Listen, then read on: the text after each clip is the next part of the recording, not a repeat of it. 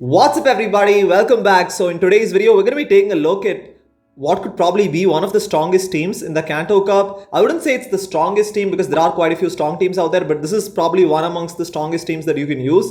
Basically a team comp consisting of Alolan Marowak on the lead with Alolan Muk as the safe swap and Lapras as the closer. This is an ABC line but also can be used as an ABB line where you're going to pivot into your Alolan Muk to bait out the fighters so that Lapras is a clear path to sweep towards endgame. But overall this team honestly has been working really well for me. I've been using it for quite a while now, even in previous seasons, and honestly this team has hardly ever let me down. The only common weakness you could say in this meta is probably something like Poliwrath, but honestly Poliwrath can be handled when you combo play it. But overall this team honestly does pretty well against majority of the meta. And I mean obviously this is the team that I've been using to keep my elo at a respectable score. I mean I've been trying out a bunch of weird team comps and tanking elo as well. I mean videos for that coming out in the next couple of days, but obviously this is the team comp I've been using it to keep it in balance there. So we're still making that push to veteran, but there was some really fun and exciting battles in here, and let's get straight into it.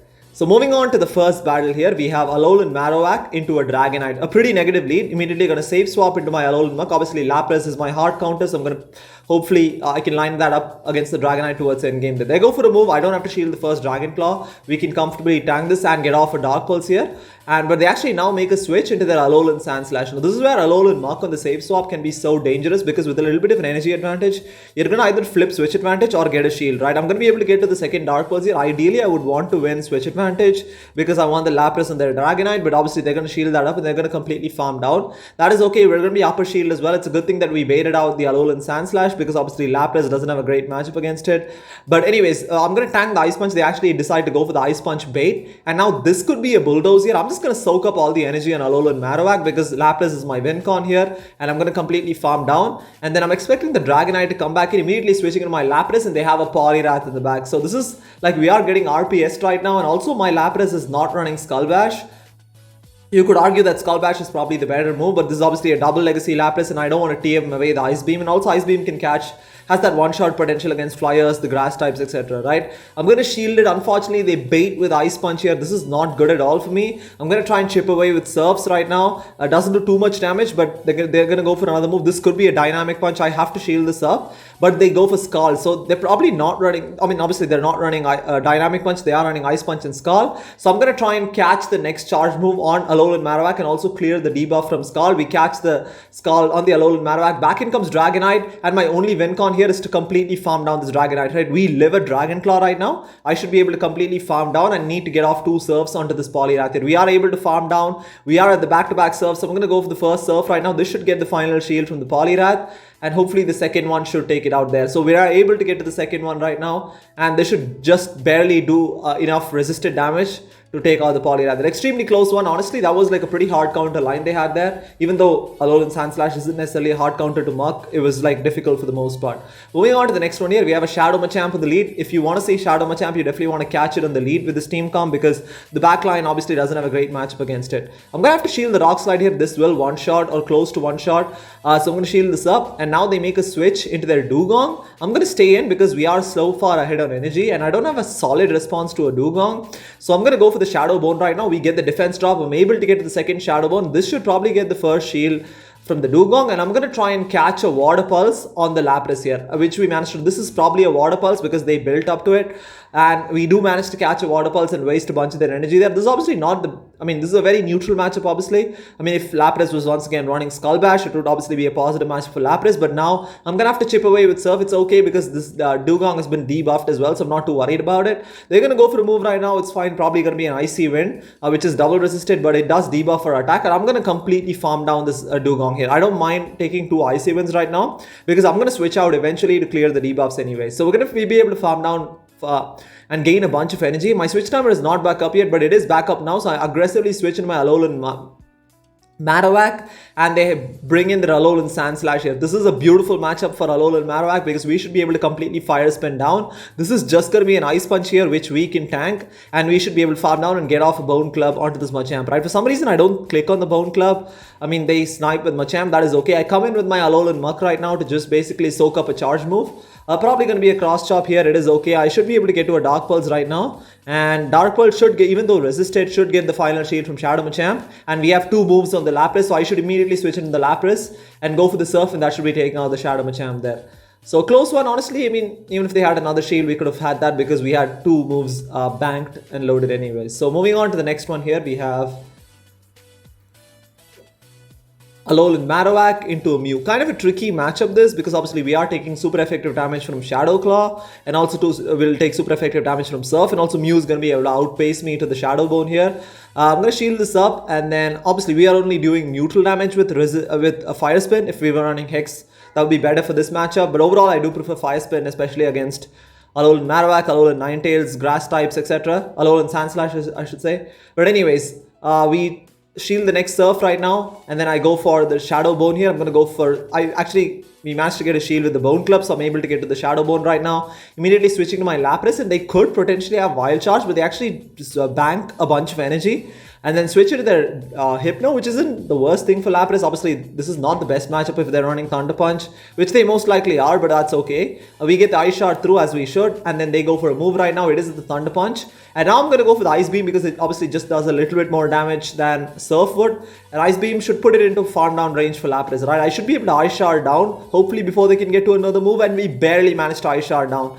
And back in comes Mew. I'm able to get to a Surf here. They were trying to farm down. Honestly, if they'd farmed down, it could have been tricky, but I'm able to get to the Surf. Surf is going to take out the Mew, and they have a Primeape in the back, and they decide to concede the match there. So, I mean, Primeape, honestly, if the Mew had gotten off a move, it would have been difficult for me to take out the Primeape, but it's a good thing we pulled it off and managed to get off a Surf there. So moving on to the next one here, we have a Shadow Snorlax in the lead. Not the best lead for the Alolan Marowak, so I immediately switch into my Alolan Muk, and they bring in their Pidgeot right now. Unfortunately, I throw an alignment. I was actually attempting to throw just as they were finishing their Gust animation, but I throw an alignment, unfortunately allowing them to get a free move through, which is not great because, again, Gust generates energy very quickly, right? I mean, one Gust is like, what, 5 turns of energy? But anyways, we're going to let this go through. It is a Feather Dance right now, and then I'm going to try and get to a Dark Pulse here, and they get another move through, but that is fine. This will KO anyways. This should probably get the final shield from the Pidgeot, I should say, and we do get the final shield, and we are up 2 shields right now, which is fantastic. I'm going to come in with my Lapras, obviously, but I actually decided to come in with my Marowak to basically soak up this move, because, I feel like preserving 2 shields for Lapras is going to be the way to go for this game here. So I'm going to come in with my Lapras right now. They make a switch into their Hypno, which is okay for me because we are up by 2 shields, and I'm going to go for the Surf right now. And then probably get off an Ice Beam. So Surf obviously doesn't do too much damage. Definitely going to shield this up because I need to preserve the health on my Lapras here. So to be able to take out the Snorlax, right? And I'm going to farm up quite a bit right now. And then this is where it's a little bit tricky because I need to think or make a choice as to whether I should shield a Thunder Punch or shield a Superpower coming from Snorlax. As you can see, they barely get to a Thunder Punch here. And this is like a very tricky spot. I do decide to shield this, which kind of ends up being a mistake because I should have saved a shield for a potential Shadow Superpower coming from Snorlax. Snorlax comes in, I immediately switch into my Alolan Marowak because they can't really threaten Alolan Marowak with any of their charge moves unless they're running Earthquake, which most Snorlaxes aren't. And they're going to only be able to hit for double resisted damage with both Superpower and Body Slam here, right? Unfortunately, these leaks are really adding up and they make an incredible catch of the Bone Club onto their Pidgeot. So I fully undercharge this and I'm going to try and farm now. This is where I make a bit of a mistake. Honestly, I should have just let the Pidgeot take my Alolan Marowak down because I needed that energy advantage to be able to farm down the Pidgeot and get off a Surf onto the Snorlax. As you can see, because they had the energy advantage, they're going to be able to get to Superpower here and we were like a couple of Ice Shards short. So if I'd let them go down and then probably come in with my Lapras, then I guess that would have been the win con there. But then again, I guess Pidgeot would have gotten off a Brave Bird or something. That would have been tricky as well. But I guess that was my only win con. Moving on to the next one here, we have a Kanto Sandslash on the lead, which is a pretty terrible matchup for the Alolan Marowak. I shield, thinking it could be a problem. It could be a Rock Tomb, but I definitely miscounted there. It was just a Night Slash. And then I go for the Dark Pulse right now. Some Sandslashes are running Rock Tomb, some of them are running Earthquake. But I'm just going to let this go through. I really cannot afford to shield this. This time they go for Rock Tomb, near one-shots the Alolan Muk here. And I'm able to get to a Dark Pulse with literally 1 HP. And we get the shield as well. We get the shield advantage at the very least. And I'm going to come in my Lapras right now. And I'm going to look to farm down. And I don't mind giving up a shield. I just want to farm this thing all the way down. And basically gain a bunch of energy, right? I'm going to shield this up. Could be a Rock Tomb, but ends up just being a Night Slash. And we should be able to fully farm down here. But they get to another move. This is just going to be a Night Slash here. This is not going to be a Rock Tomb. It's too soon to be a Rock Tomb. It is just a Night Slash. Still does quite a bit of damage because it's boosted, obviously. And now they come in with their Hypno. This is okay for me because I'm just going to throw a Surf to soften it up a little bit. And then I'm going to switch into my Alolan Marowak. And expecting them to switch, they make a switch into their Mew. This is perfect. They have like a double Psychic line. I'm going to go for the Shadow Bone right now, it's going to do massive super effective damage, and I should be able to farm down this Mew. Unfortunately, they can get to a move. This could be a Surf here, it's going to do super effective damage, but they actually go for Wild Charge, which almost does as much damage as Surf, I should say. But anyways, I'm able to get to a Shadow Bone with like very minimum HP, and Alolan Marowak is going to be able to take out the Hypno here.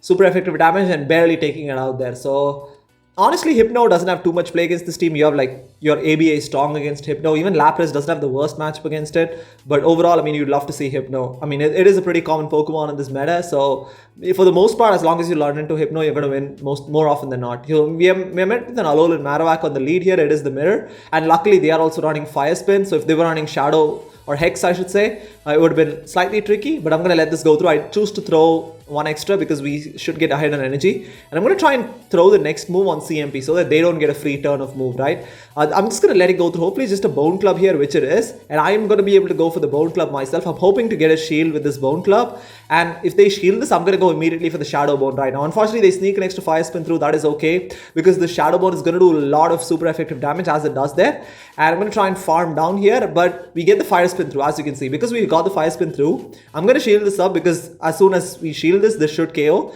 And I want to win switch advantage here. They actually come in their Vaporeon, which is slightly tricky because this team doesn't have a hard counter to a Vaporeon. Definitely Lapras doesn't have a best matchup against it without Skull Bash, obviously. And I'm going to let this go through. It is an Aqua Tail. I mean, these Water Guns are also really adding up. And I'm just going to farm up a lot of extra energy right now and going for the first Dark Pulse here. And Dark Pulse connects for some decent neutral damage. And I'm going to shield this up, and I really feel like energy on Alolan Muk can be really valuable. So I'm going to farm up a little bit and then immediately switch in my Lapras, and they have a Venusaur in the back. I don't think I can get to an Ice Beam, which is why I decided to throw the Surf, because I just want to make sure I get the final shield or do some damage. We get a shield, which is perfect. That is perfect for me, because at this point, Frenzy Plant would probably KO from this range, as it does there, and it's all up to Alolan Muk to close this out, right? I'm able to get to a Dark Pulse here. Dark Pulse will probably not KO. I mean, it's going to put it extremely low. Hopefully I can snarl down, and we are able to snarl down and leave with a Dark Pulse. I'm able to get to a Dark Pulse to take out the Vaporeon there, and that was very, very close. So shoutouts to my opponent for using Vaporeon. You don't see too many of that, but I think it is slightly a little bit more tankier than most people think it is, so it's actually a decent pick in this meta.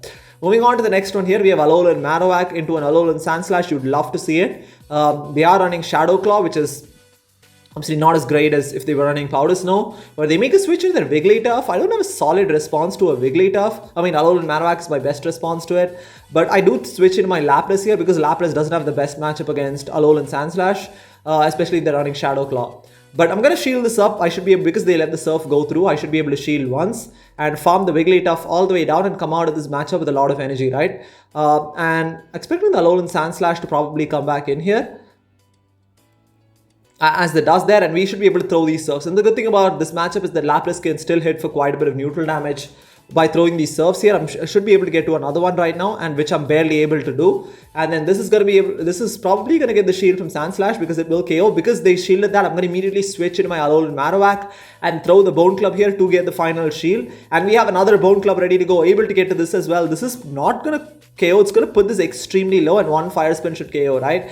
And I'm going to find, we get the Fire Spin through, and this could probably be a Bulldoze, so I'm going to shield this up. And it is the Bulldoze, good thing we shielded that. Down goes Alolan Sandslash, and they have an Alolan Ninetales in the back, and this is perfect. Alolan Marowak is going to be able to close it out here, obviously because these Fire Spins are doing super effective damage, and also Shadow Bone does quite a bit of damage here, and we should be able to take it down. They decided to concede the match because we still had a full health Alolan Muk in the back. So as you can see, this team is like working really well for the most part. Yes, these are just some ace rank battles, but I genuinely believe this team can work in the higher ranks as well. Hopefully I can showcase that probably a couple of days down the line once I'm done tanking a bunch of Elo, trying out a bunch of weird team comps. Obviously this is the team that I'll probably rely on in the next couple of days to at least gain, take my Elo to a respectable level there, make that push to veteran basically. Moving on to the next one here, we have, yeah, they actually make a switch to their Nidoqueen. I'm here with my Lapras right now, and I'm going to throw the back-to-back Surfs here, which they shield the first one, which is really interesting. They can actually win this matchup if they commit both shields, but that's okay by me because,